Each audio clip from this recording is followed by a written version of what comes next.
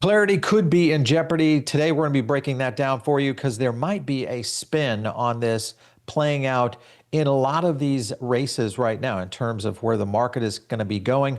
We'll break it all down for you. I've got some stuff that you guys don't want to miss. Let's get started. You've probably heard me mention Uphold before, and there's a reason I keep talking about them. Uphold makes it incredibly easy to bridge the gap between your portfolio and the real world. This has not been done before. Their Uphold debit card is the best example of that. It lets you spend your crypto or your cash anywhere Visa is accepted, all while earning 4% back in XRP on every purchase. It's the easiest way to stack rewards on your daily spending.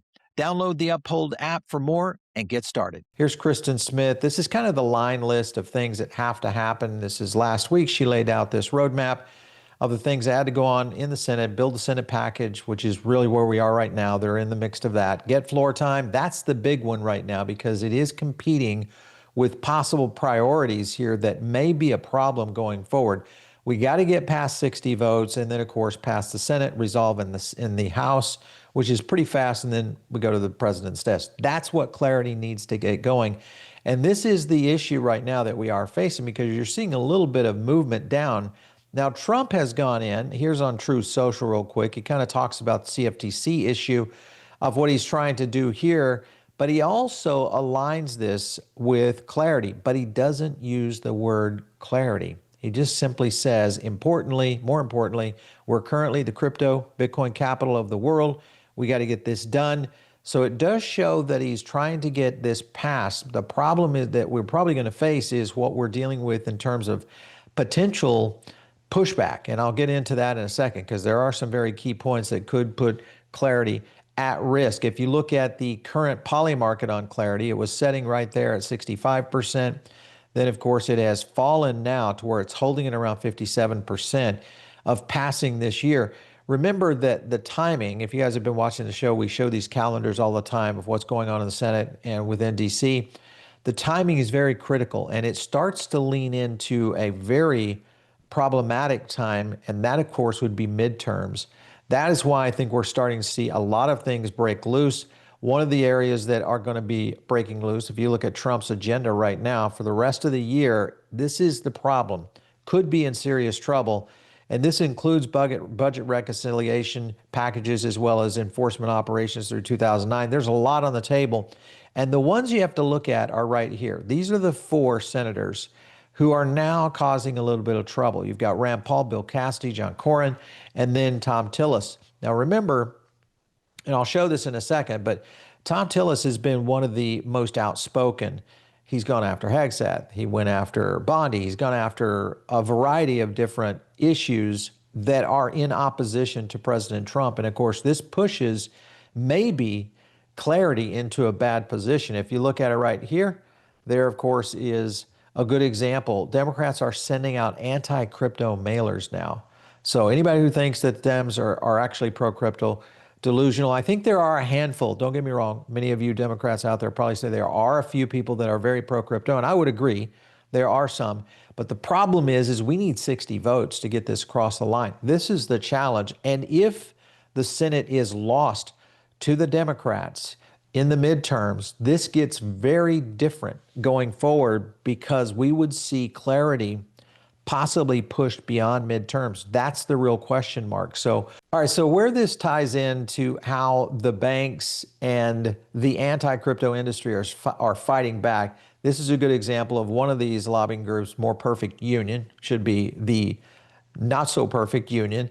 But the Senate is nearing a clarity vote. They're hitting on it right here. You've got celebrities going out saying crypto's for criminals.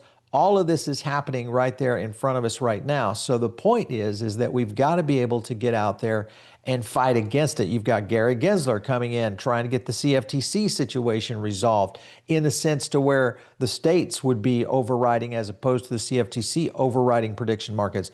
This is the kind of pushback that we are seeing right now. All right, so there is one potential win here. And this is a clip that breaks down how the Democrats, are trying to unseat a lot of these older Democrats that are anti-crypto, and it looks like it's working. Take a look at this one. We need a new generation of fighters. 80 years old, he has been in public office for almost 50 years. It's time for a new generation. Y'all, I need you to vote for Congressman Christian Menifee. Protect Progress is responsible for the content of this ad. All right, so Protect Progress, go out and check it out, guys. You can go to their website right here. I almost wonder if this is purposely looking like a 1970s website. Is that part of the game here? The point is, though, is there's a lot of support for this. If you go in and take a look, I'll zoom in on this for you guys. This is the Protect Progress support, and you've got a lot of different companies that are in behind this. So one of the big things when you look at how this particular pact is trying to fight it off, this was a huge win. And what I'm getting at here is freshman Congressman Menifee. This is the guy that was being kind of supported there by Jasmine Crocket. He unseated a 20-year incumbent. Now, I want you to remember Rep. Al Green. Do you guys remember him? We showed him in a lot of our Senate videos. This guy absolutely was terrible. He had an F rating on Stand With Crypto. And right now, Fairshake and the affiliates have dropped around $6.5 million in the race, on that race, to get Al Green out of there. And he went against Genius and against Clarity. So the good news is that we're starting to win some of these younger Democratic seats, which could be very pro-crypto. So that's one of the things that you've got to kind of consider here. I want to go to a clip that kind of supports that. Take a look. We need access to opportunity, these financial tools, and that's what crypto is positioned to be. I'm from rural eastern North Carolina. I remember the storm came, went to the bank. There was a handwritten note up that said closed due to the storm. Yeah, we have to get the Senate moving. We need clarity, and we cannot rely upon the courts. We need clarity. We need it now. Yeah, Senate, listen to this man. If you look at a bipartisan position, because we are going to need both sides of the Senate to really move forward, whether this is going down the road or not, past the midterms, Ken Paxton wins his race, also backed by Fellowship PAC. He defeated John Cornyn. This was another guy that was against crypto. So we have won, in an essence here, several seats already before we even go to midterms that are very pro-crypto. Other things I want to hit on right here, if you look at what is good, because this is where people, I think, don't understand how crypto is actually trying to change people's lives. Now, with Coinbase, you can get all or part of your paycheck actually split and dropped in direct deposit into your account. Zero trading fees, plus it immediately goes into yield bearing. I mean, what bank is doing that? None. No bank is out there helping Americans like this. And I think we're going to see more of this. I think we're going to see a lot more of it coming down the pipeline. You have SoFi coming in. They opened up their situation here around their SoFi access to its own crypto stablecoin, 15 million users, another big win. And let me kind of show something specific. This is available across major networks. You can withdraw to any Solana or Ethereum wallet. What bank is doing that? This is fantastic because this shows the evolution of banking. And I think that's the thing that we have to get in the minds of these lawmakers to understand how important this truly is. I want to go to a clip real quick because this is Saylor getting into the whole topic of how DeFi is going to help retail. And this goes back into the thing that I'm getting at here is how crypto is helping everyday Americans. Take a look. The real appeal of tokenization is the asset holder has the ability to shop for the best yield and the best credit terms. And then the finance innovators, they can create new types of financial products. They can tranche. In the DeFi space, you can loop something 5x. Right now, if I have $1 billion of Apple stock, I'm getting no yield on it, and there's no free market in it. It's not like I can shop it to 27 different counterparties on the weekend. Right. What happens when it tokenizes and it starts to move faster? What happens when your AI wants to do 100 of these things every hour? Right. I think the 4-year cycle is broken. All the Bitcoin that's going to be produced between now and eternity, my company will probably buy it all. There is no supply. We're taking it all with tokenized assets. What does it mean for an institution like this? All right, so there you have Saylor kind of jumping on the DeFi bandwagon. He totally gets it in understanding how this is going to scale. You look at not only that, you can kind of consider what's going on now with Ripple. They submitted a letter to the U.S. SEC Crypto Task Force trying to get clear guidelines on these non-security status tokenized securities. And let me kind of show you something here real quick. I'll jump into the document because there's a very specific thing I want to highlight here. Providing analysis illustrating a 2% haircut for stablecoins remains punitive, meaning they're basically penalizing stablecoins. Stablecoins should have a 0% haircut. Think about money markets, etc., that will be able to utilize this kind of technology leaping forward. So they're trying to get a level playing field here. And I think if clarity goes through and we continue to see the regulatory framework, remember, the law gets passed and then the bureaucrats in a lot of these agencies have to go in and decipher what the law means, write policy, and that's what goes out to the banks, all through the CFTC, etc. All of this is very important moving forward, and this is just another big example of it. All right, so going back to that clip and to the Saylor clip for a second, remember the host was asking, well, what about all this? And what she meant was, what about TradFi? What about the way that the stock market, the DTCC works, etc.? Well, that actually is now starting to change as well, but there is a caveat to this, which I think is a little bit different. Take a look at this clip. And starting in the first half of 2027, DTC tokenized assets are expected to be available on the Stellar network. U.S. Treasuries, ETFs tracking major indices, constituents of the Russell 1000 on a public blockchain, with the same investor protections, entitlements, and safeguards as those that are currently held in custody today. All right, so a couple of things to be aware of. First of all, the fact that this is going live in 2027, I mean, that's another 6 months, 7 months away. Why not now?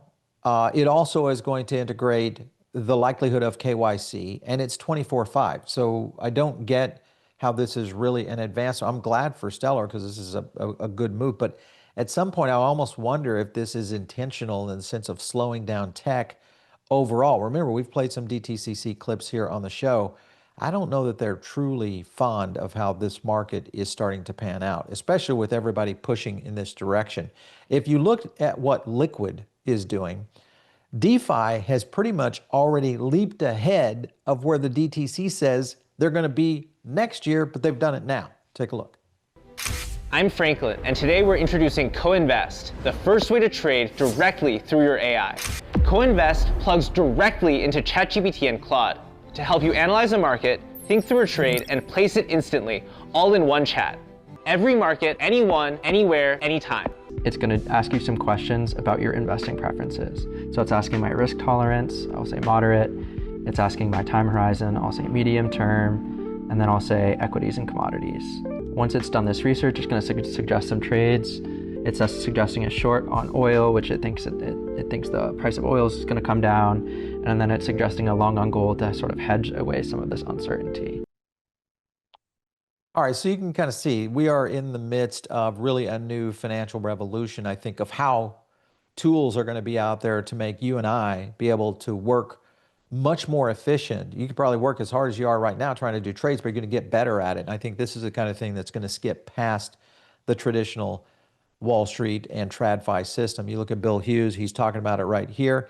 What lawyer agreed to this? Point him out. You can kind of see some of the points he's getting at. He cited this issue right now with the CFTC no action letter for Phantom in supporting Liquid's view that it does not need to register as a broker or an exchange in all 50 states. So interesting stuff right now. I wonder if they're skirting it, if it's a situation that just hasn't been outlined yet, but I wonder how much this is going to leap forward and push a lot of different financial institutions and the fintech industry into maybe next generation finance going forward. All right, so when you consider innovation and what all this is going to look like going forward, new regulation, obviously new tools, what kind of tokens should be in your portfolio? Here's GSR breaking it down. Take a look. GSR is a 13-year-old crypto market maker, one of the original ones. We wanted to answer the question that we get all the time: what crypto should I own? Everybody asks us, our friends, our relatives, people outside the industry, and we keep coming back to your core portfolio should have Bitcoin, Ether, Solana.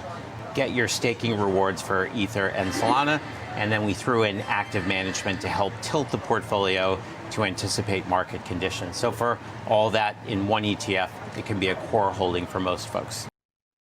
All right, so this is an interesting play because it's an actively managed fund. You look at what Bitcoin has been doing year to date. You'll notice right up there in the top right, that's 14% down, guys, right there, 14% down year to date. You consider GSR, quick run right here at GSR Crypto, the core 3, only 9% down year to date. So does this portfolio actually perform better because it's being actively managed across those 3 core assets? That is something that I think we're going to see a little bit more activity on in the near future. All right, so let's take a look at the BlackRock USD. I just showed this USD Institutional Digital Liquidity Fund, okay? If you look at, I mean, this is BlackRock, guys. We're talking about right now $2 billion assets overall, setting at about $100. These are all institutions. What are they doing this on in terms of chain? Well, if you look further into this, you can start to see some growth right here, and the growth is coming on Avalanche, C-Chain, right there. If you compare the split right now, ETH still holding the lead, but Avalanche just leaps over Solana quickly. So this again gets back into the point I'm getting at, which is an opportunity for many of these new assets to make it to the next level. One other thing to kind of compare is SWI. SWI is going all in on more of the agentic side of things. When we talk about AI and integration and where transactions are going to happen, most likely this could be the place. Here's Adenia hitting on this. Zero gas, any sender, machine, human, doesn't matter. Stablecoins now move freely on SWI. That'd be a big deal because AI is going to be making so many transactions. Free is best. That's one of the things I think you have to watch if you're considering SWI as a potential opportunity here. Listen, a lot is happening this week and a lot more. I'm trying to get back in studio. I'm out this week trying to cover some things as we're starting to move some stuff around, get even more advanced for you guys. So we will be covering much, much more. So stay tuned.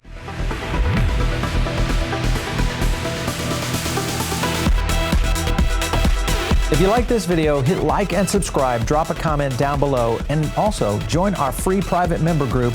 The link is in the description.